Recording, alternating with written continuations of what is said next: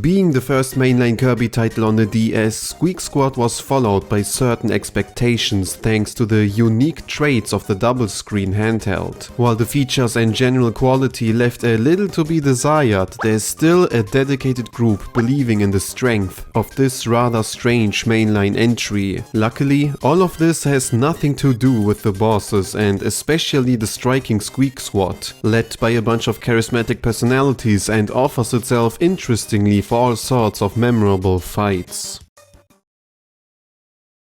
It might be rare, but occasionally we receive a Dedede clash right at the beginning of an adventure, and for a change of pace, Squeak Squad ditches the idea of serving yet another wispy fight.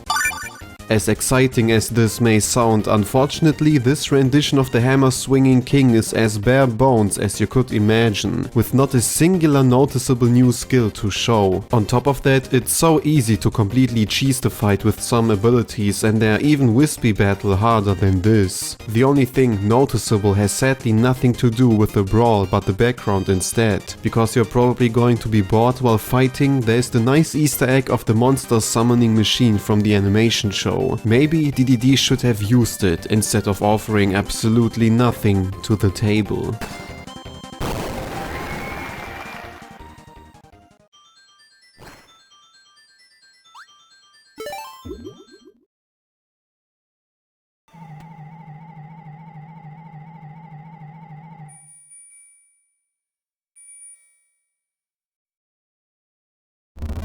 For many players, this is probably not only the most disappointing boss in the game, but the extremely lackluster final boss of all time. After defeating the powered-up Daroach, you start to chase the true roots of evil and source of the secret treasure chest with Daroach's mighty weapon. What follows is a appreciated build-up to what should become a climax feeling like a joke. Dark Nebula is a one-eyed star able to change his body to attack with different elemental skills. It's really hard to keep things short and not turn this section into a whole video why this final boss is most likely the biggest letdown in the franchise. The chase sequence before already feels a little awkward for some reason and even unnecessary, to be honest. Fighting Dark Nebula himself isn't better, as the whole clash feels so boringly slow, without any highlights, new faces or general surprises. Most attacks are very easy to dodge and they repeat too often to mirror the variety Kirby bosses normally present. Also, if you try to compete without Daroach's weapon and give yourself a little challenge, you will quickly notice how the creators didn't even take this consideration into account. Waiting for a chance to inhale some projectiles can take ages, and you will remain for quite some while in one of the corners. While Amazing Mirror's final boss only strangely ended but offered a great parade of battles, Squeak Squad shares the weird sudden ending but leaves no impression at all. There's a reason people consider Daroach to be the true final boss of the game, and I guess you just have to imagine Dark Nebula is supposed to be the appetizer but served as a dessert.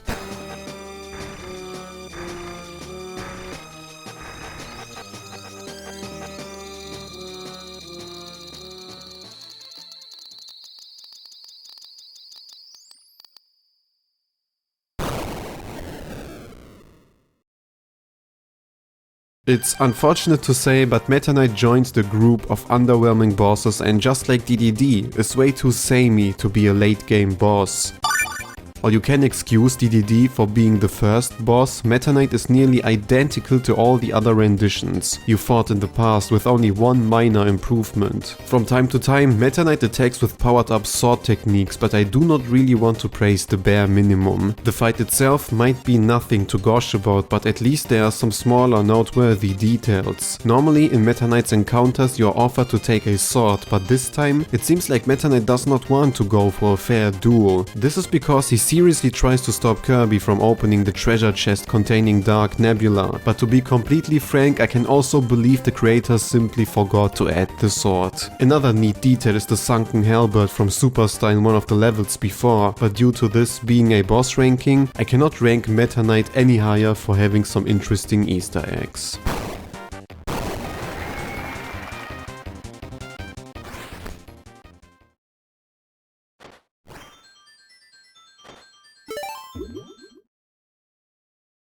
It's at this point where it becomes very apparent who exactly created Squeak Squad. After beating her husband in the amazing mirror, Mrs. Moly wants to take revenge and is the second boss of the game. Just like in the amazing mirror, she hides in the ground and throws with all sorts of trash after you. To give her a unique twist, Mrs. Moly starts to appear in the background and jumps at you with a mighty crash. A small detail many players will not notice is how she loses a little energy once landing on the ground. It certainly makes the battle a bit easier, but adds to the immersion and is something you actually never see in the series.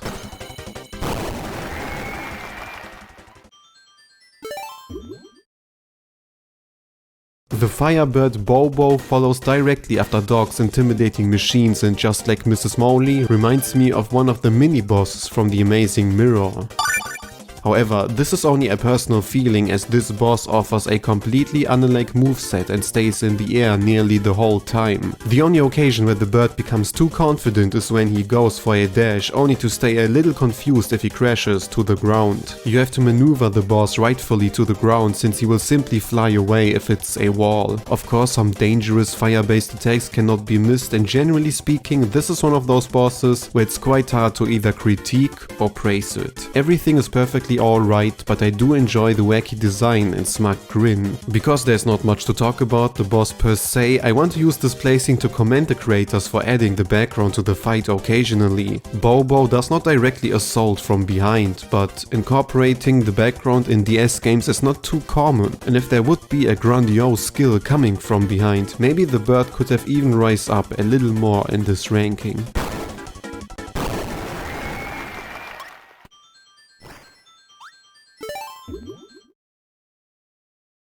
The leader of the title-reading Squeak Squad and trigger of the whole event, Daroach, secures the third place on this ranking.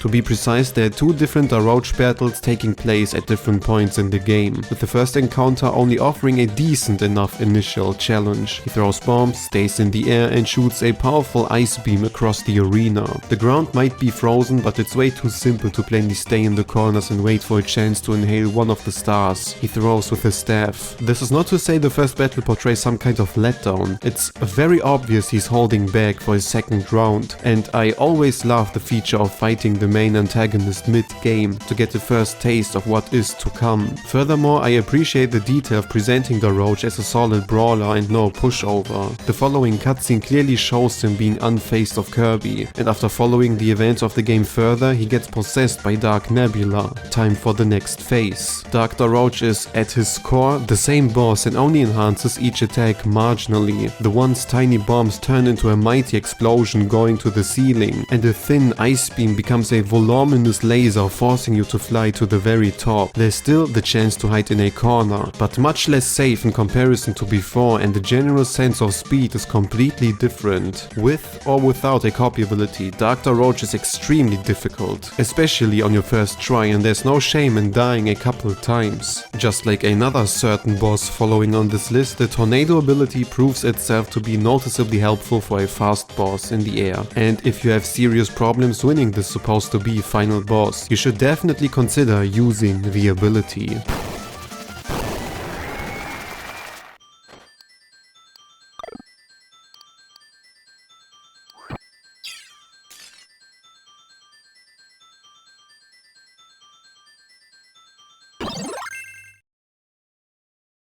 If you have watched my top 5 Kracko battle videos, this placing should not come off as a surprise considering my preference for robotic versions of established characters. High in the thunderclouds you meet a strangely looking Kracko that seems to be a construction instead of the real one. Another suspicious moment is how Daroach commands Robot Kracko into the fight, hinting at something that should reveal itself after fighting for a couple seconds. The first phase portrays everything you know from a classic Kracko clash, with some slow dashes, thunderbolts and dropping enemies for you to inhale. The background perfectly emphasizes the mechanical grey style of your enemy, and it's surprising to see how long it took them to put a Kracko Kracko battle in such a scenario. As you have probably guessed by Daroach's inclusion, this robotic monstrosity was actually built and is controlled by Doc, the mastermind behind the squad and technical expert when it comes to creating machines. He's basically the Farfall without speech issues and is responsible for my favorite Kracko battle that isn't even the real Kracko. The little moment of exposure is a sweet way to reveal the truth and shows another nitpick I have to question: missing boss names. In the Amazing Mirror, even regular enemies had their names shown once you heard them, but Squeak Squad for some reason only presents the health bar. Still, the missing name is nothing to do with the fight, and the second phase is surprisingly hard if you're not prepared. The pattern of which dog destroys the ground is random, and if you're unlucky, there are more chances to fall down than survive. Especially a thunderbolt leaves only mere seconds to fly back, as Kirby is more stunned than usual, and you will consistently struggle to not die by the bottomless pits. If you try this boss without a copy ability, it might be the hardest boss in the game, but just like with Daroach, the tornado ability is the perfect counter for this thundery encounter.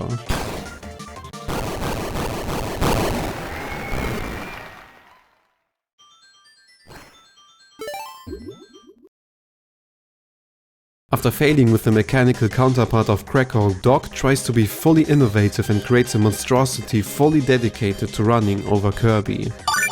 I'm not even trying to pronounce the boss's name. Being chased from the left, not only do you have to be on your toes, but dodge flying rocks, small laser beams and the giant fangs of the scrap-like creature. I'm always a fan of those kind of chasing bosses that only slightly restrict your movement and require you to actually fight. Mario games are also no stranger to these playstyles, but in those cases you have to simply reach the end to win. It's not very replayable, and I'm glad the creator still set up a proper confrontation with Kirby, having to delete a health bar. Speaking of health bars and my special relationship to them, the more damage Dog takes, the more chipped his robot will look. At first it's only one arm, then the other one, until he's not even able to shoot lasers anymore. What happens here is something only very rarely happens with bosses in video games: weakening them. Conventional level design tells you to make your opponent more angry, initiating a second phase and spicing things up in some shape or form. This case, however, is quite different, and especially in the end, you're not fighting a boss anymore, but a pathetic piece of junk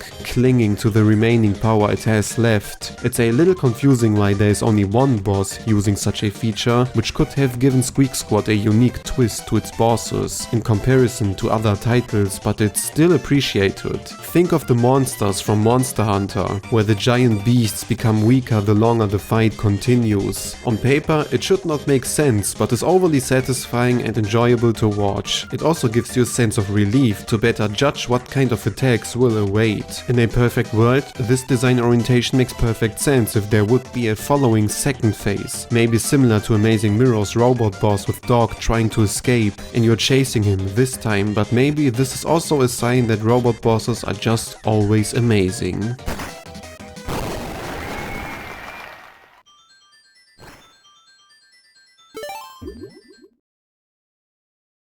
For some reason, the Squeak Squad's bosses always felt like they were created by a Flash game, just like the whole rest of the adventure, to be honest. While this might be considered to be something bad, it also carries a certain sense of charm, and even though I have no real connection to the game, for some reason, some of those bosses remain to be extremely memorable for me.